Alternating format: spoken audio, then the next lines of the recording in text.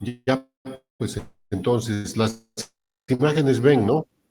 Ya. Ayer hemos quedado en etapificación del cáncer de esófago.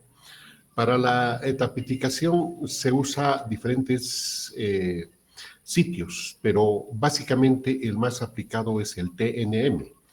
¿Qué quiere decir eso? Tamaño, nódulos, metástasis. Entonces, el cáncer de esófago es una víscera que en condiciones normales está colapsado. Entonces, eso tergiversa un poquito el poder decir con precisión. Pero básicamente el T se refiere al tamaño del tumor. El T0, pues no hay evidencia. El TIS, o sea, es una displasia. Aquí es donde empieza la alteración del cáncer, la aparición de displasia. Y hay cambios celulares y hay células anormales. El T1 es un tumor que invade la lámina propia, la muscularis mucosae o la submucosa. Entonces, el T1 se divide en T1A. Esto invade hasta la muscularis mucosae. El T1B va a invadir a la submucosa. Entonces, esto de las capas es reiterativo, pero es muy importante decirles, con la ecosonografía se puede más o menos delimitar y con una buena experiencia del operador se logra identificar y determinar hasta dónde infiltra la lesión en la pared del esófago. El T2 es un tumor que invade a la muscular propia del esófago. Miren, ya estamos en la muscular. Después de esto viene la adventicia, no hay serosa. El T3 es un tumor que invade la adventicia. Debemos decir, cuando decimos invade, llega hasta el plano muscular, pero de ahí no va más allá. Eso es el T2. El T3 pues invade hacia la adventicia, ha pasado ya la muscular. Y el T4 pues va a otras estructuras. Esto puede ser estructuras de la vecindad o puede ser a distancia, el T4B. El A es dentro del tórax. El N pues representa los nódulos regionales. Entonces, N1 pues 1 o 2 nódulos. N2 tenemos que ver 3 a 6. Aquí es muy importante la ecografía. La endosonografía esto localiza perfectamente bien. Las características del ganglio son muy particulares. Y el N3 ya prácticamente pues es un número considerable y hay un conglomerado mayor a 7 ganglios. El M representa las metástasis. M0 no hay metástasis a distancia. El M1 pues hay metástasis a distancia. En esto, ¿qué es importante tal vez, volviendo a retomar esta clasificación? La tomografía con emisión de positrones, el PET scan, es el estudio que tiene un futuro bastante favorable para los pacientes, para los enfermos y también para los médicos, porque con esto se ha adelantado muchísimo. Tenemos la imagen del tumor primario y los sitios de metástasis en un solo estudio, solo que no tenemos en Cochabamba, pero algún día yo creo que vamos a tener. Entonces, eso sería la etapificación del cáncer de esófago. ¿Qué exámenes de laboratorio se pide para el cáncer de esófago? Nos hablan de marcadores tumorales. Debemos decir categóricamente, no hay un marcador específico para un cáncer de esófago, salvo que fuera el linfoma. ¿Por qué? El linfoma tiene un marcador, que es la beta-2 microglobulina y otros marcadores indirectos, pero también estos son para todos los cánceres, la fosfatasa alcalina y la deshidrogenasa láctica. Pero para el linfoma así específico es la beta-2 microglobulina y la deshidrogenasa láctica.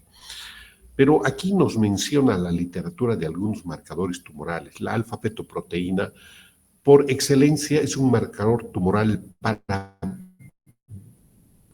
vesícula e hígado.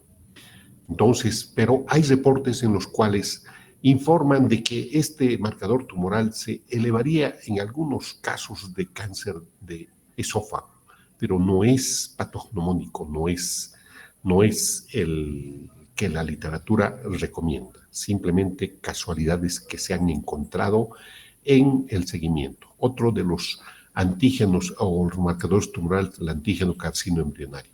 Este antígeno carcinoembrionario se utiliza como un marcador para el cáncer de colon y recto.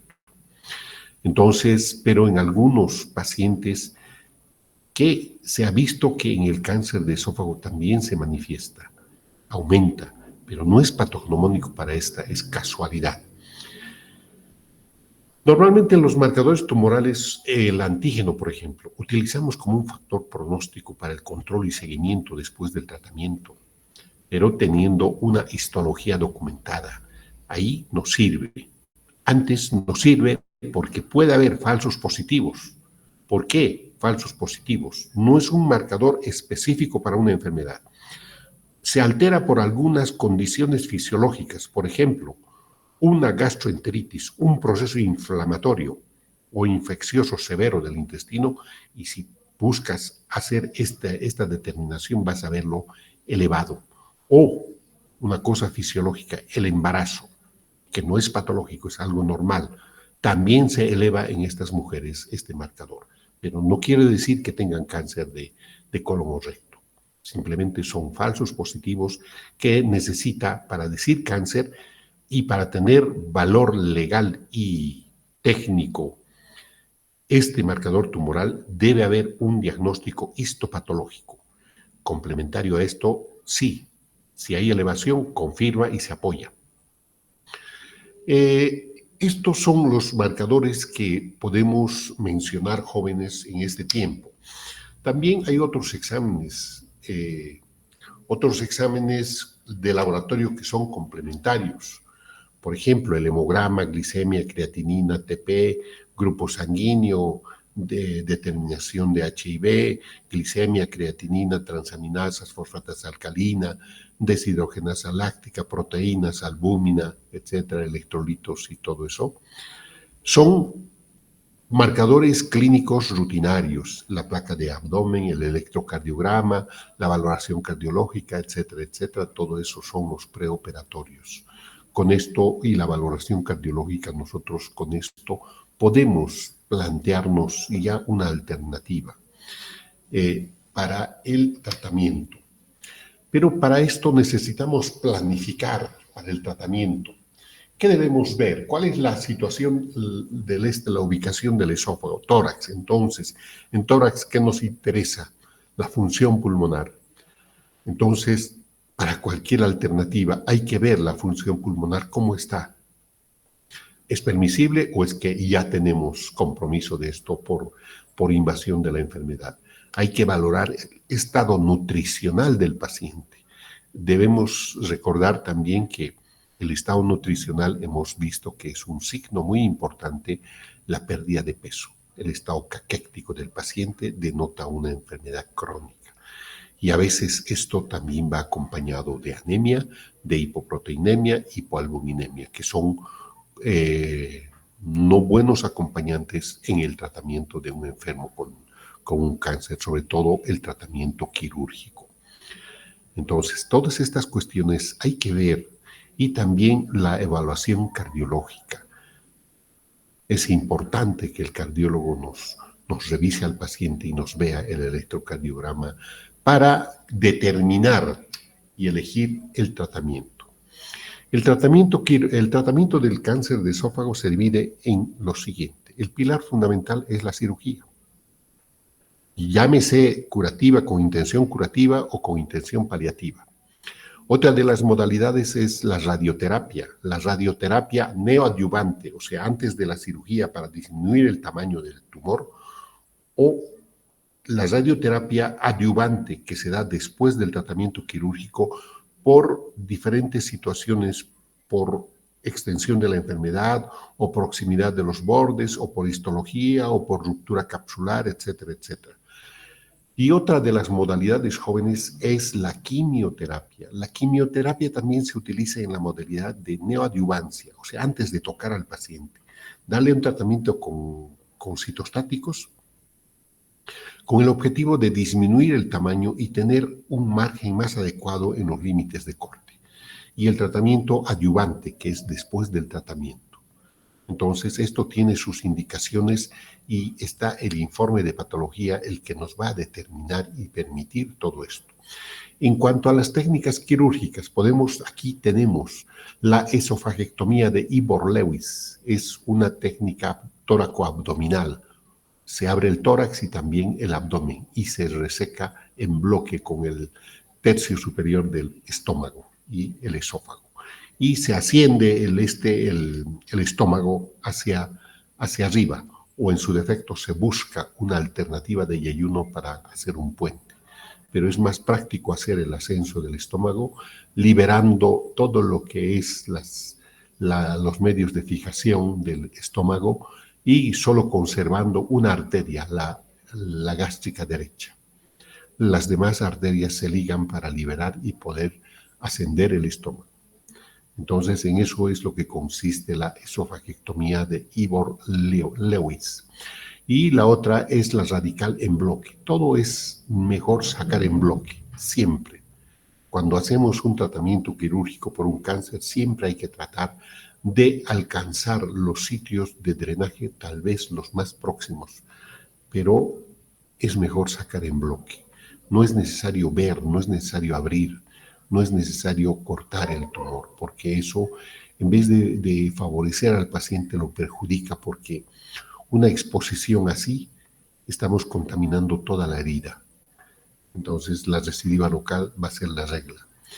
Y la esofagectomía torácica total, sin tener que llegar a abrir el abdomen.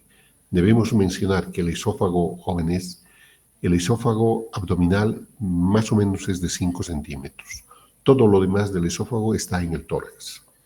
Entonces, a veces la esofagectomía transhiatal es una cuestión que no es un tratamiento radical oncológico como tal, sino que es un tratamiento de tipo paliativo.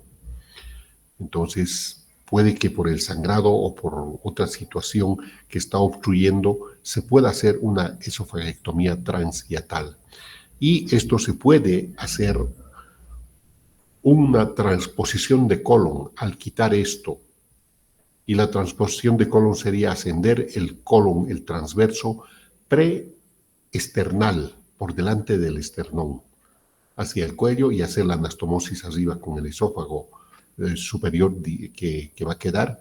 Y abajo se hace la anastomosis al estómago y se cierra el colon transverso, se hace la anastomosis para restituir la continuidad del intestino. Entonces, en eso es lo que se hace la esofagectomía transhiatal. Es un tratamiento paliativo. No es muy complicado, pero es un tanto traumático. Es una cosa que hay que hacer rápido porque las venas del esófago sangran bastante rápido y bastante abundante. Hay que empaquetar rápidamente para cohibir esto. Entonces, pero es un tratamiento heroico para brindar al paciente o disminuir o quitar el sangrado que es difícil de cohibir, o un esófago que está obstruido, pero que no tiene mucha enfermedad a distancia.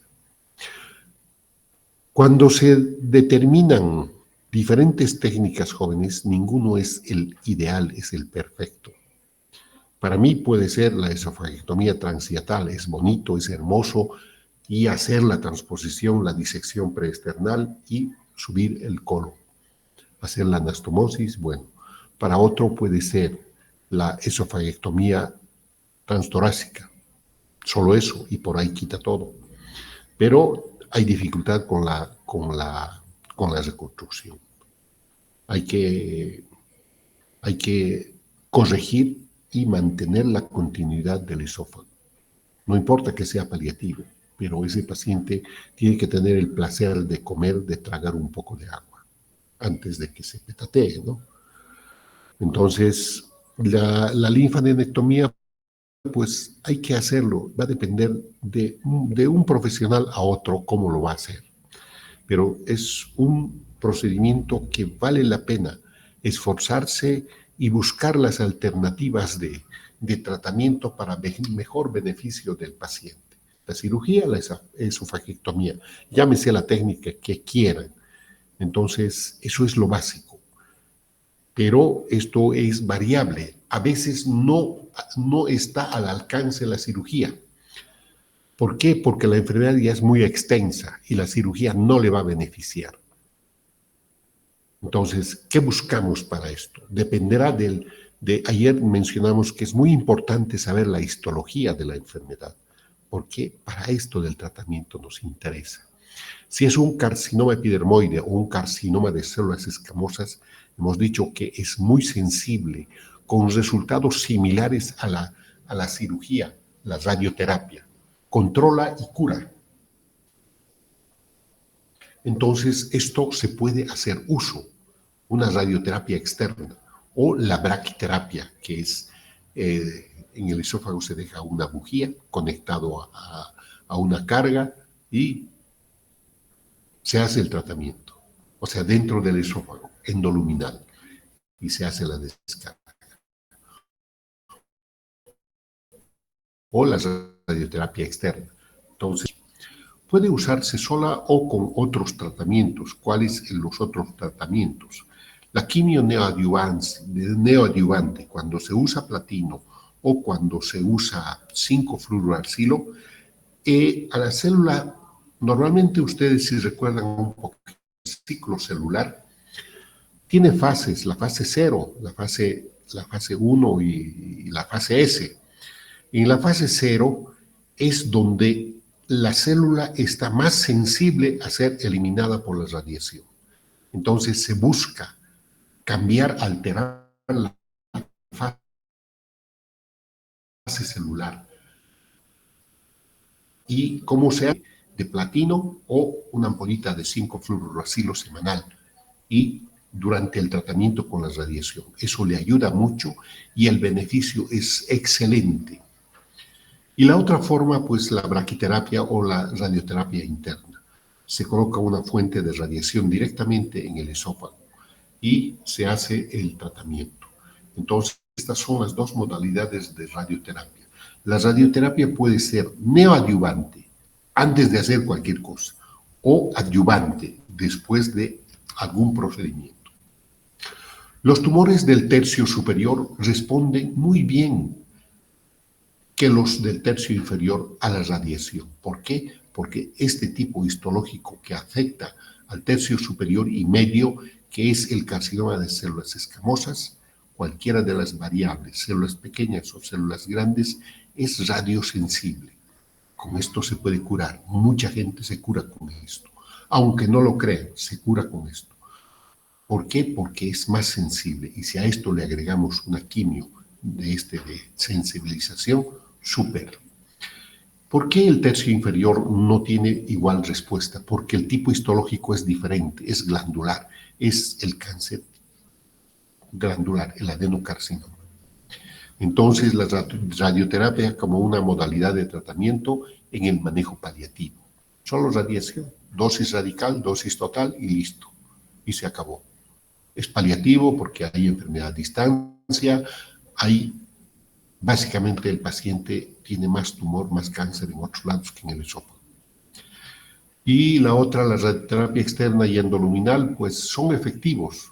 La morbilidad es muy baja, pero el control y la supervivencia, pues, son similares a la cirugía, les dije, en los resultados. Pero la diferencia es que no tiene morbilidad. Una cirugía tiene morbilidad, tiene posibilidad de complicación, un derrame, un neumotórax o una infección de la herida. Pero esto no tiene ninguna complicación. A ver, vamos a un poquito hablar de la radioterapia preoperatoria, o sea, neoadyuvante. ¿Cuál es el objetivo? Es disminuir el tamaño de la lesión. En lo posible, pues, disminuir para que ¿Para qué? Para que el acto quirúrgico sea con bordes óptimos, con bordes de seguridad, de tejido sano. Aunque muchos dicen esto no es posible, sí es posible. La radioterapia preoperatoria con acelerador o con las máquinas de cobalto, pues son un poquito diferentes porque inclusive la morbilidad que da la radiación, que es la radiodermitis, con el acelerador lineal, esto es mínimo. ¿Qué es lo que pasa cuando hay radiodermitis? Es como una quemadura, pero no es ulcerada, sino que se pone negro y después puede descamar la piel y le pica mucho al paciente, le escuece mucho y se rasca y puede sangrar fácilmente. No es tóxico, simplemente es eso, nada más. La radioterapia posoperatoria es la radioterapia adyuvante. Entonces, aquí los casos son seleccionados después de la cirugía, sobre todo los pacientes con tumores en etapa hasta la muscular, pero que son N0, M0, que quiere decir sin metástasis. Entonces, esto ayuda. ¿Cuál es la desventaja? La limitación a la dosis por interposición del estómago o intestino, que hemos dicho que si es que quitamos, hay que hacer el ascenso gástrico.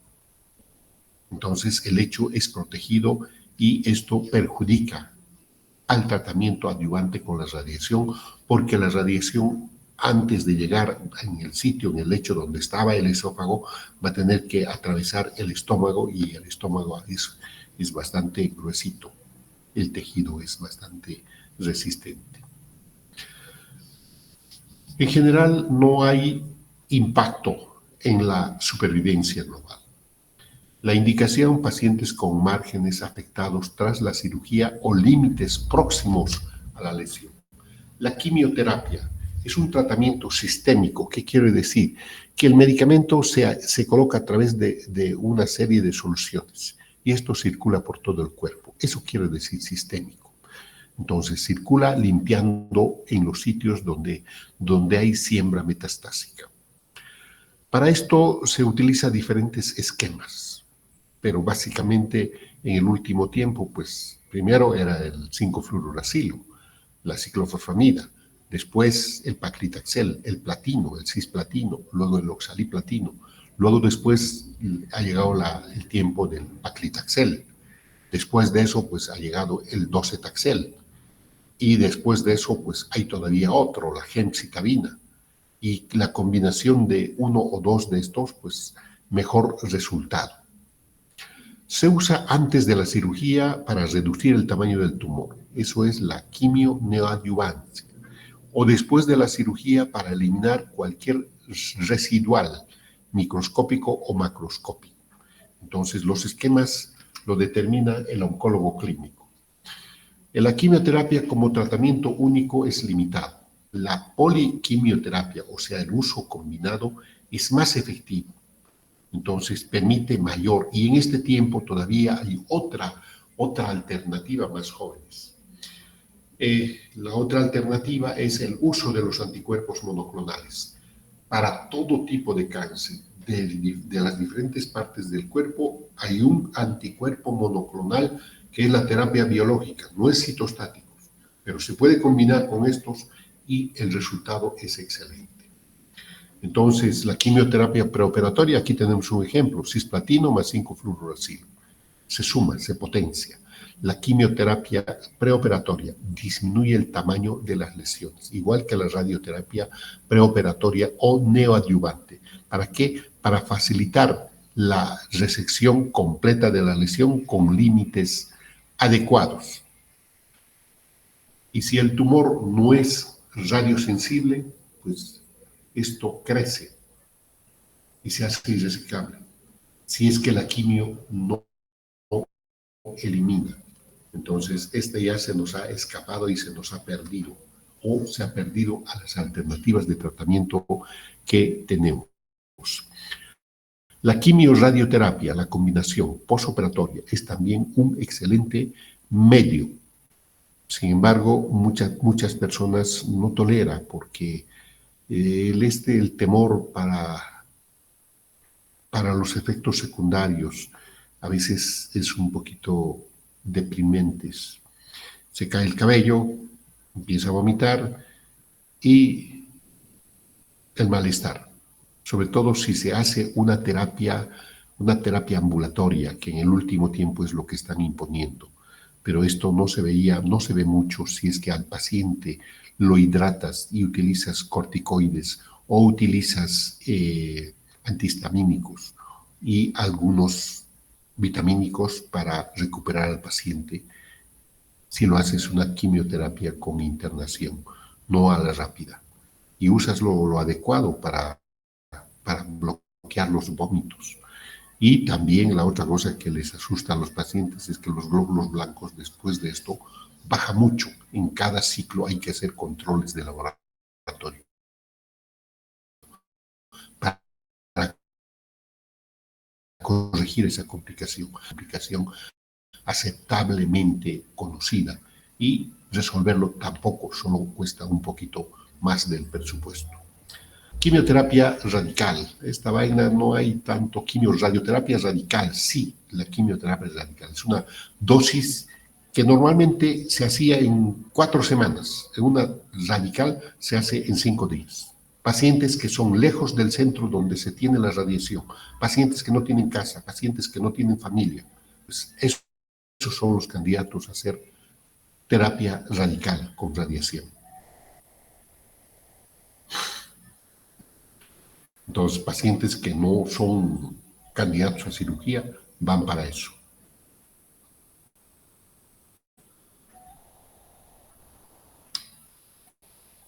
Los tratamientos paliativos. Paliación, pues, simplemente es dar medicamento a las molestias que presenta el paciente. Entonces, se puede hacer esto mismo, radiación paliativa. Una dosis radical es paliativa. No quiere decir que es menos, solo que se fracciona. Por decir, 5.000 rads es la dosis total que debes recibir. Entonces, en el tratamiento convencional, eso lo dividen en 20 días o 22 días. En una dosis radical, eso mismo se divide en 5 días. Entonces, cada día se da un poquito más. Y eso debe completar, porque la radiación es una sola vez. La radiación no se hace de manera deportiva. Entonces, rápido y es sola vez. Y no hay repite. Entonces, la radioterapia puede ser paliativa.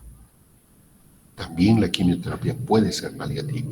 En el tratamiento quirúrgico también, si es que tenemos un paciente obstruido que no es posible que coma y quiere comer el paciente, y tenemos segmentos de esófago libres, podemos intentar hacer la esofaguectomía del segmento afectado y hacer la transposición de colon o subir un asa de yeyuno. Ese es más complicado. Más fácil y más seguro es utilizando el colon. Un tratamiento paliativo, el paciente va a comer, va a tomar su agüita, y si quiere chupar, también va a chupar. Naturalmente no vamos a cambiar el pronóstico, el paciente va a fallecer. Enfermedad diseminada, tratamiento de la enfermedad. Es la paliación simplemente. Llámese dilatación. Esto de las dilataciones como que no cuadra. Para ser sincero, no cuadra. ¿Por qué?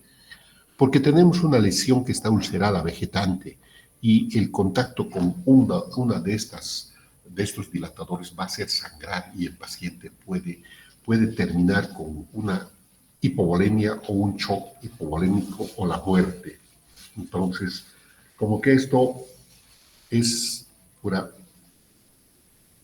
tomadita de pelo, como que no cuadra, no entra. Pero los que saben de esto, pues recomiendan. Dice, la sonda nasogástrica de la misma manera es un tanto complicado, jóvenes, el hacer pasar. ¿Por qué? Porque el teflón, el material de la sonda, no es una cosa que es hemostática. Va a hacer sangrar. Entonces, o puede crear una falsa vía, perforar por el sitio del tumor. La cirugía paliativa, el láser, la radioterapia paliativa y quimioterapia. Aunque saben que en el último tiempo hay una cosa más que debo decirles como tratamiento o como alternativa paliativa, la radiofrecuencia, jóvenes. Quieran o no quieran, es una cosa que está empezando y que está teniendo aceptación y buenos resultados. No le va a curar, pero por lo menos le va a aumentar el periodo libre de molestias temporalmente. Paliativo, buena opción.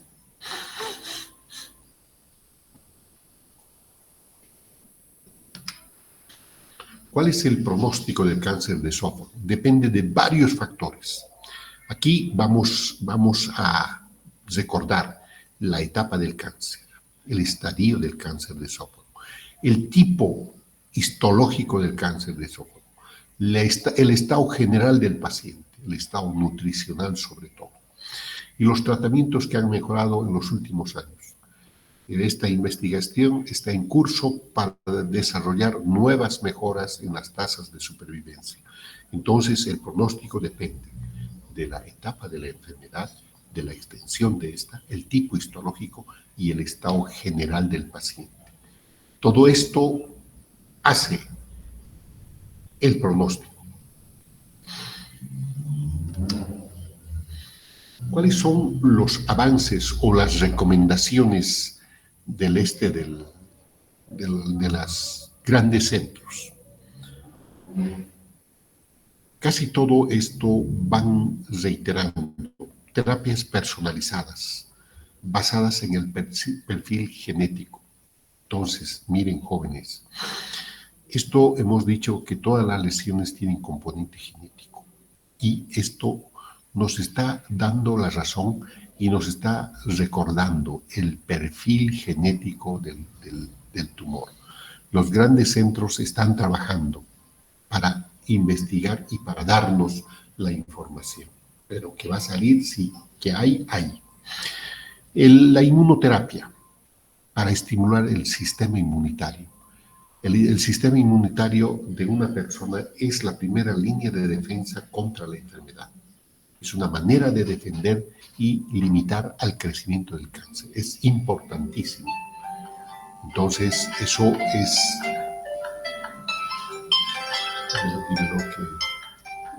que le voy a dar después. Y la detección temprana es lo más importante. ¿Cómo se logra la detección temprana? Educando. Cursos de educación y concientizar a la gente. Cualquier síntoma, consultar y hacer campañas de detección.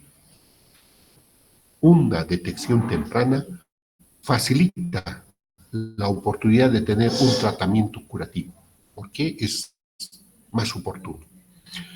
Tenemos ya, creo que muy avanzado, todas las formas de hacer el diagnóstico. Simplemente necesitamos que la gente tome conciencia de estas patologías. Entonces, esas son las recomendaciones de los que hacen grandes estudios o donde se maneja estas cuestiones. Con esto hemos terminado cáncer de esófago, jóvenes. Si es que tienen alguna pregunta, me gustaría que me lo hagan. Vamos a pasar a lo que es el otro tema.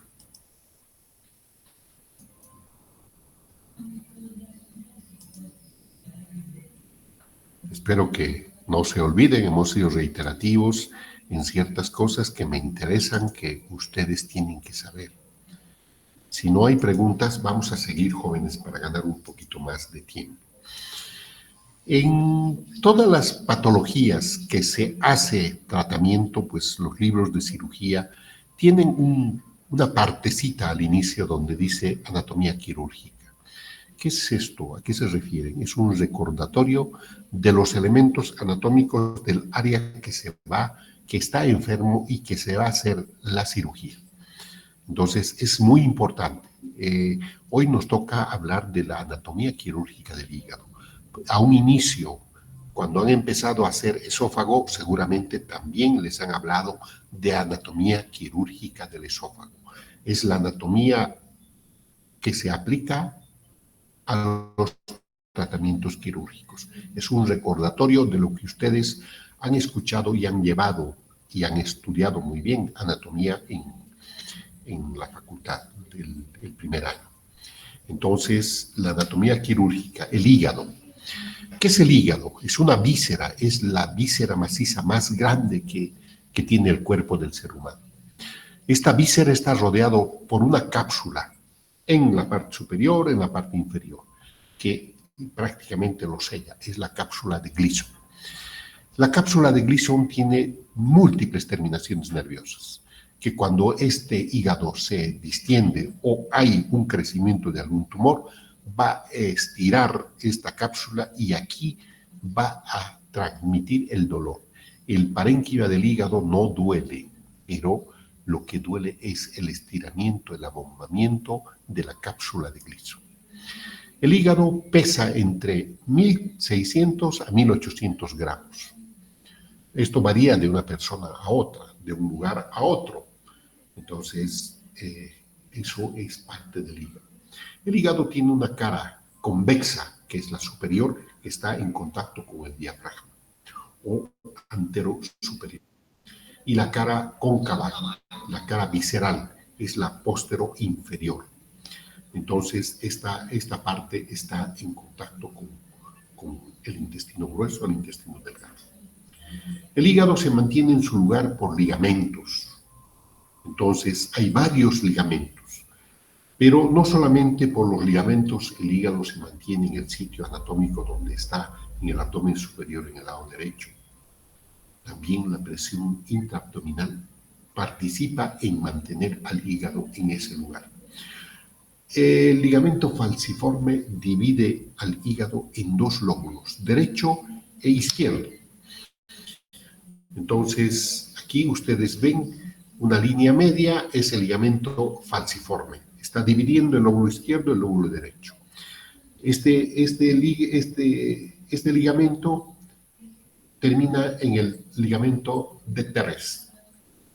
Tenemos hacia arriba el ligamento falciforme y lateralmente tenemos el diafragma y los ligamentos triangulares que hacia la derecha y hacia la izquierda se insertan en el diafragma o en la pared lateral del abdomen. Es una forma de fijación de estos ligamentos. El hígado es atravesado por su cara posterior y está en relación con la vena cava inferior. Entonces, el hígado también, la cava inferior es una cosa aparte, es una cosa que no está en relación directa con el hígado, pero atraviesa por atrás, lateral a los cuerpos vertebrales y por detrás del hígado. Pero también está adherido al hígado. El vaso que va a estar en relación directa es la vena porta con el hígado.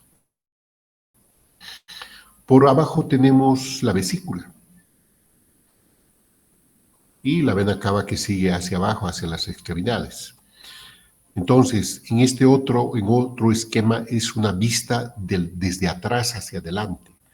La parte de atrás tenemos, miren, la vena hepática, la derecha. Tenemos la vena adrenal. Tenemos el ligamento triangular del lado derecho. Y arriba, al otro lado, tenemos el ligamento triangular izquierdo, en el lóbulo izquierdo, en su cara posterior y hacia arriba. Y tenemos la vesícula. Eso es parte del lóbulo derecho, right lóbulo izquierdo. Entonces, esto es la vista panorámica de lo que nos interesa. No vamos a entrar en detalles de anatomía. Aquí tenemos que repasar y ver lo que nos interesa en lo que vamos a operar el hígado. Entonces, ¿cuáles son los ligamentos de sostén del hígado? Para yo movilizar el hígado, tengo que seccionar estos ligamentos. Primero, el ligamento redondo. Es el remanente de la vena umbilical. Está en la parte anterior y va hacia arriba, hacia el ombligo.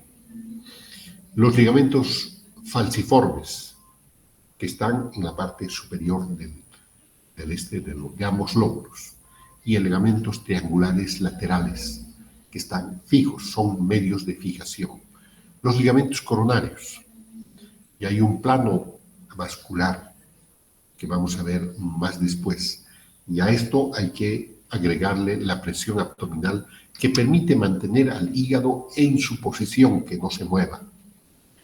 Aquí tenemos otra vista panorámica. A mí me interesa, jóvenes, esto de los ligamentos, recordar con ustedes porque es básico.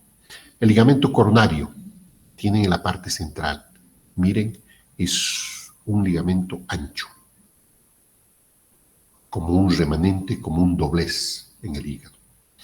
La vena cava inferior, ¿dónde está? Está por la mitad prácticamente del hígado y por atrás. La línea de Cantley, esta línea punteada, va de la vena cava superior a la mitad de la vesícula. Es una línea imaginaria, jóvenes. Esta línea imaginaria, ¿para qué es? Esto es el límite de un lóbulo quirúrgico. Una hepatectomía derecha quirúrgica es el límite. No es el ligamento falciforme, ni es la cisura, sino que es este límite. La vena cava superior con la mitad de la vesícula, el fondo. Trazas una línea imaginaria y ese es el límite del lóbulo derecho y el otro es el lóbulo izquierdo. Ese es el límite de una hepatectomía. Para eso es esta cuestión que estamos mencionando. Ahora, el ligamento triangular es lateral en los dos lados. Entonces eso se fija ya sea a la pared abdominal o al diafragma. El lóbulo izquierdo, el 5. El 6, el ligamento falciforme.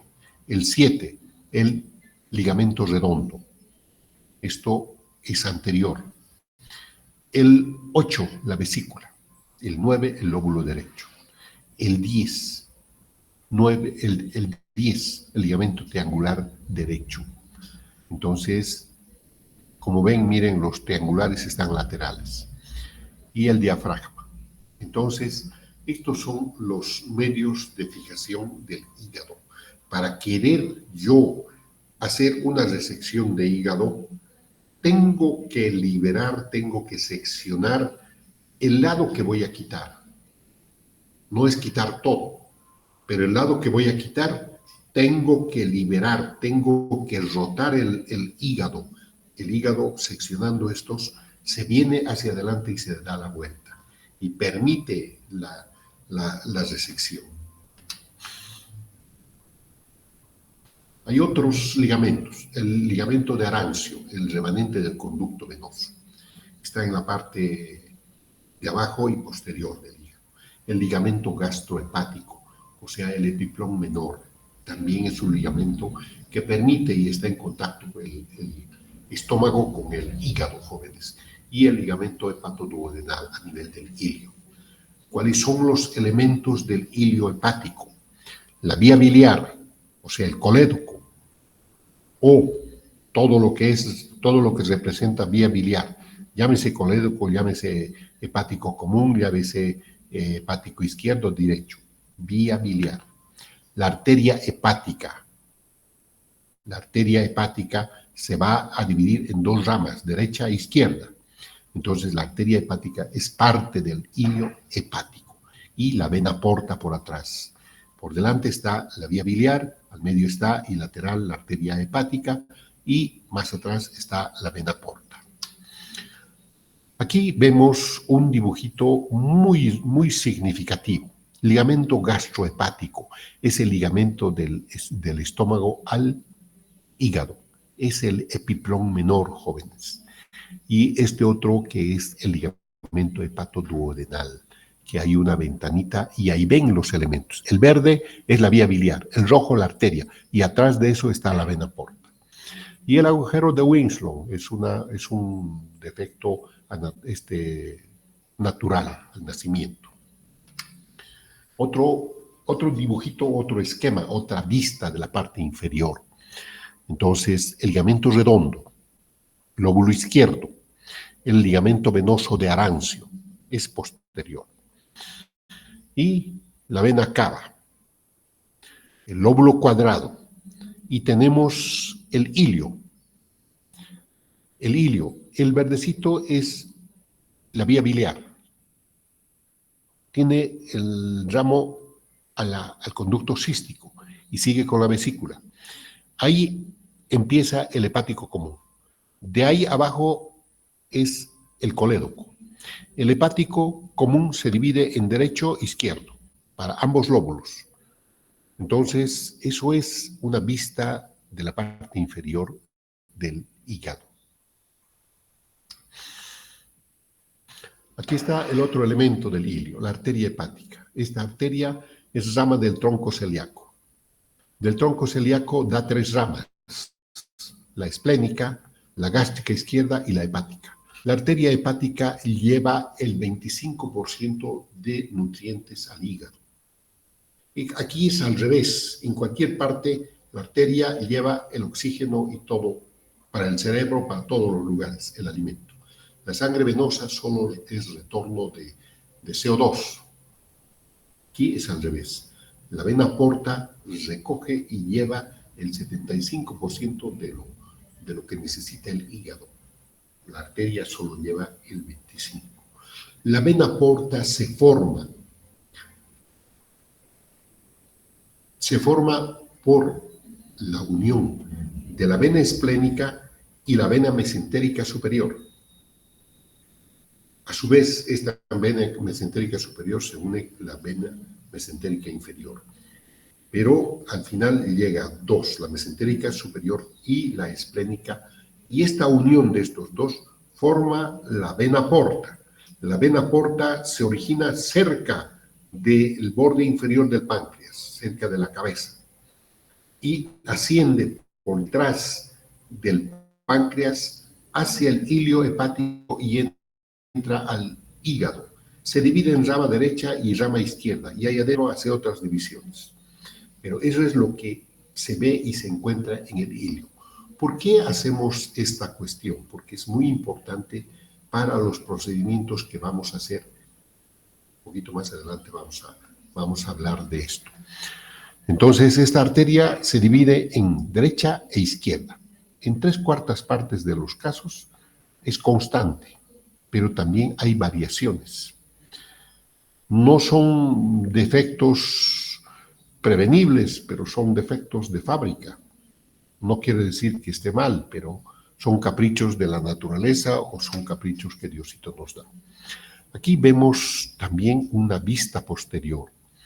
Lo verde es la vía biliar, el conducto cístico, por debajo del conducto cístico o de la unión del conducto cístico con esto que es el hepático, hacia abajo es el colédoco, hacia arriba es el hepático común. En la bifurcación de esa cosita verde tienen la vía biliar del lado izquierdo, del lóbulo izquierdo, y el otro del lóbulo derecho. Entonces, atrás de eso tienes la arteria hepática. La arteria hepática es rama del tronco celíaco, juntamente con la arteria esplénica y la gástrica izquierda. La arteria hepática común va a dar origen, antes de dividirse para el hígado, para la gástrica derecha y la gastroduodenal. Entonces, esta arteria, como ven,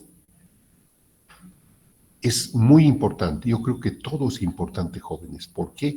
Porque nos permite conocer la anatomía, y así conocer la anatomía y ver en vivo y en directo es una emoción especial.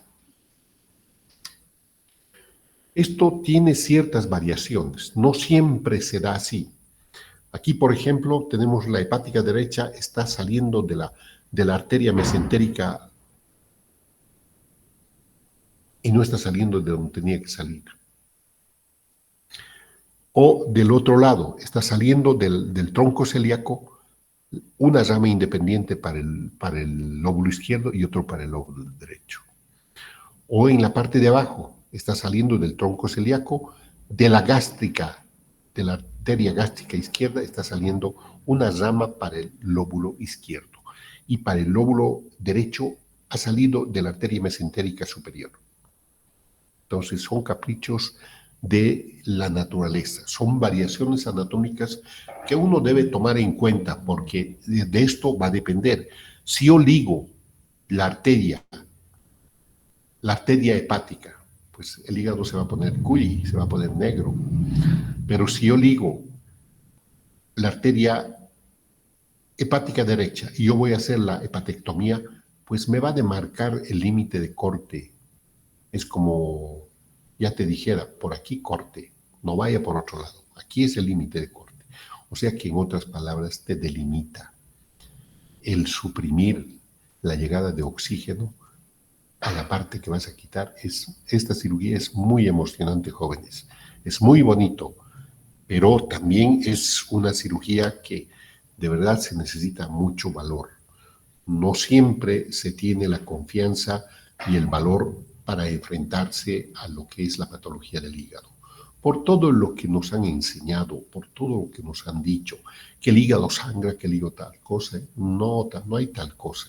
Simplemente hay que tener presente la anatomía y saber lo que estamos haciendo y por qué vamos a hacer y sobre todo cómo lo vamos a hacer.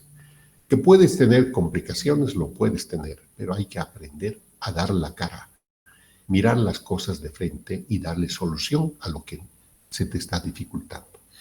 La vena porta. La confluencia de la vena esplénica y la vena mesentérica superior. La unión de estos forma la vena porta. Pero a esto se suma a la vena mesentérica superior la vena mesentérica inferior. Y solo se une la continuidad, sigue la vena mesentérica con la esplénica, se unen y forman la vena porta. Esta asciende por detrás de la cabeza del páncreas y entra al hilio hepático. Atraviesa el hilio hepático hasta dividirse en rama izquierda y rama derecha. Aquí, por ejemplo, la vena porta está de un color api, un color oscurito. Tienen la unión de la vena mesentérica inferior, que se junta con la esplénica, y este otro se va a juntar con la mesentérica superior y va a formar la vena porta. La vena porta no es muy largo, tiene 10 o 8 centímetros nomás de longitud y es uno de los vasos de mejor calibre que tiene el cuerpo. Es bastante gruesito, por ahí fluye todo. Y por las mesentéricas que fluye todo el alimento que se ha absorbido a nivel del intestino y está yendo al hígado a depositarse o a hacerse los cambios que requiera. Entonces aquí tenemos en la parte de abajo la vena mesentérica superior. Esta se va a unir con la vena mesentérica inferior y esta a su vez se va a unirse con la vena esplénica y van a formar el tronco de la vena porta. La vena porta, antes de entrar al hígado, se divide en dos ramas. La rama para el lóbulo derecho y para el lóbulo izquierdo. Aquí tenemos una división dentro del hígado. Para cada segmento, el hígado está dividido en segmentos, jóvenes. Así como el hígado se ha dividido en lóbulos, cada lóbulo se ha dividido en segmentos y cada segmento recibe una arteria y tiene una vena y tiene un conducto biliar, que está delgadito, delgadito, más grueso y al final es grueso. Pero cada segmento tiene, no hay un solo segmento que no tiene. Todo el hígado está relacionado. Y hacia arriba también tiene otro sistema, el retorno venoso. Aquí está llegando sangre que va a nutrir el hígado. Y por arriba va a salir sangre que va a retornar a la circulación sistémica. Esto es una cuestión que, bueno, un poquito para repasar. Simplemente aquí lo que queremos mostrar es los vasos, cómo se dividen dentro del hígado, Aquí tenemos la porta, miren, adentro del hígado. La porta, hemos dicho que asciende por detrás de la cabeza del páncreas. El ilio, toda esta parte encima del cuerpo vertebral, es la vena porta, ese que está blanquito. Entonces, por detrás de la cabeza del páncreas, el ilio y allá el hígado a la entradita o antes de entrar al hígado, se divide en ramo derecho y ramo izquierdo. Esto es en condiciones normales, pero hay variaciones anatómicas. Miren, si ustedes ven, hay tantas variaciones que la naturaleza es caprichosa, pero Diosito sabe cómo y por qué. Todo esto funciona a la perfección. No quiere decir que no funcione, solo que esto hay que considerarlo para los procedimientos quirúrgicos. A veces buscamos donde dice la anatomía como nos dice, pero nos encontramos que hay otras situaciones que nos hacen variar. Variantes anatómicas de todo tipo, en la arteria y en la vena. Entonces, las venas hepáticas. A ver, ha llegado sangre al hígado por la vena porta. Sale por las venas suprahepáticas. Entonces, la vena hepática derecha recibe la sangre de los segmentos 5, 6, 7, 8, o sea, del lóbulo derecho. La vena hepática media o suprahepática media va a drenar o va a retornar la sangre del segmento 4 y también parte del 5 y parte del 8 que están en la vecindad. Y la vena hepática izquierda, todo el lóbulo izquierdo, el segmento 2 y 3. El segmento 1 tiene un drenaje propio, directamente va a la vena cava inferior.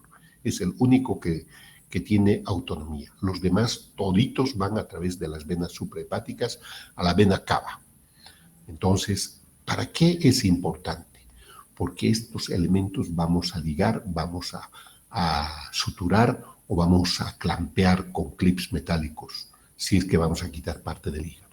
Para eso repasamos, para eso conocemos la anatomía. Aquí tenemos un esquema todo completo, pero con transparencias, jóvenes. La vena porta por abajo está ascendiendo, se divide en dos, va a diferentes segmentos, deja todo su contenido y esto va a retornar por la vena hepática media, la derecha, y la izquierda, a la vena cava. Entonces, miren cómo es el sistema venoso. No está comunicado directamente, pero tiene comunicación por continuidad, por diferentes segmentos que la naturaleza hace. Aquí va a haber capilares que van a recibir y aquí las vénulas que van a dejar, o los capilares venosos. Luego tenemos la vía biliar. La vía biliar, miren como raíces, como arbolitos. Se dividen, se dirigen para cada segmento de ambos lóbulos. La cara anterior, la cara superior, el lóbulo, no hay un segmento del hígado que no tenga un drenaje, que no tenga comunicación. La arteria de la misma manera, jóvenes. A cada segmento. Aquí la arteria ya se pierde, no hay retorno. Las vías de retorno son las venas suprahepáticas, derecha, izquierda, media, de los tres. Son venas de gran calibre, jóvenes. Y si queremos hacer un procedimiento quirúrgico, es en la raíz, en la unión con la vena cava, es donde tenemos que clampear o usar engrapadora o hacer la sutura con puntos. Entonces, para eso nos sirve.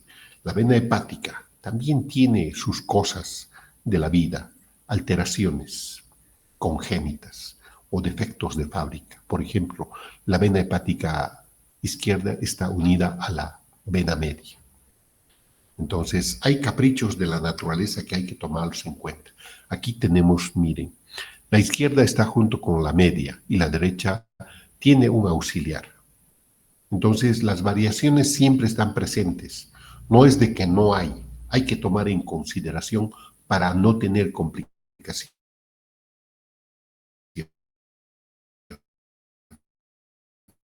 Porque y perder, y en algunos casos no nos retrasan o nos alteran lo que realmente deberían esto. Siempre hay que ir pensando y estar preparados. El conducto biliar común. Pues de la misma manera, derecha, izquierda, todos los conductos pues van al cístico. La vesícula biliar es un reservorio de bilis. Por el conducto biliar solo recorre bilis. El hígado produce en el hepatocito. Y esto es un trabajo de 24 horas. Por los conductos finos se van recolectando de todos los sitios del hígado, la célula hepática, el hepatocito, produce esto. Y va aumentando cada vez que va aproximándose o avanzando este conducto, se hace más grueso. Con todos los segmentos, todos los rinconcitos, todas las células tienen su conducto donde va a ir drenando a un conducto mayor y así va a formar el hepático derecho, el izquierdo, y va a bajar a través de los hepáticos izquierdos, va a formar el hepático común y se va a unir al cístico y a través del conducto va a entrar la bilis a la vesícula. La vesícula solo es un reservorio. El hígado produce bilis las 24 horas, pero esa bilis no va directo al intestino, se deposita en la vesícula. ¿Cuándo se elimina esto? Cuando el paciente come sobre todo cosas riquitas. Entonces, cuando el alimento pasa a través del duodeno, estimula a que la vesícula se contraiga y suelte un chorro de bilis para participar en la digestión, sobre todo en las grasas. Y esa es la función de la vesícula. Cuando una persona se opera y se hace colestectomía, esa función se anula. El organismo se acomoda a un funcionamiento permanente. La bilis cae directamente al intestino. Los primeros días el tránsito intestinal en algunas personas se acelera, pero no es una diarrea, pero asusta en algunas personas porque notan la diferencia. Pero 3, 4 días pasó eso y se olvidó, el cuerpo se acomoda y ya no hay más molestias. Y su vida de la persona es normal. Entonces el hígado drena directamente la bilis al intestino. También tiene variaciones anatómicas. La vía biliar, igualito que las otras cosas, tiene variaciones, hay que tomar en cuenta. En el último, por ejemplo, miren, el hepático derecho está drenando la vesícula al hepático derecho y el hepático derecho se está uniendo recién formando el hepático, el colédoco.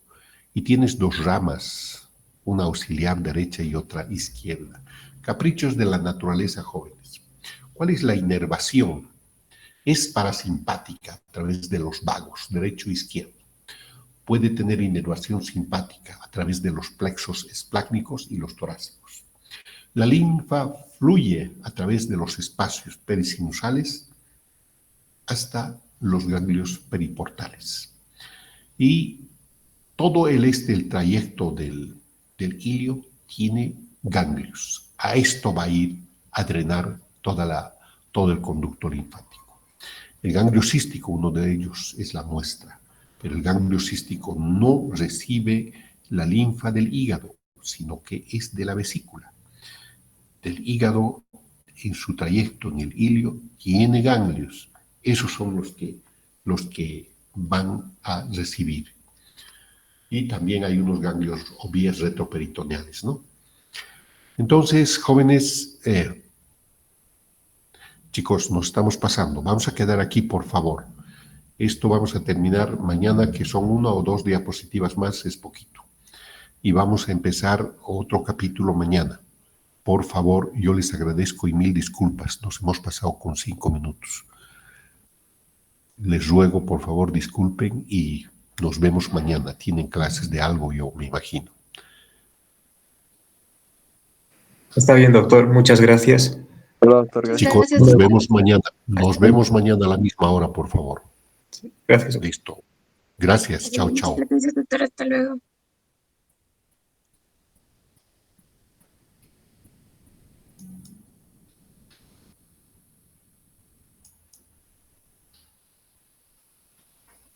Yanita, le he cerrado así esto.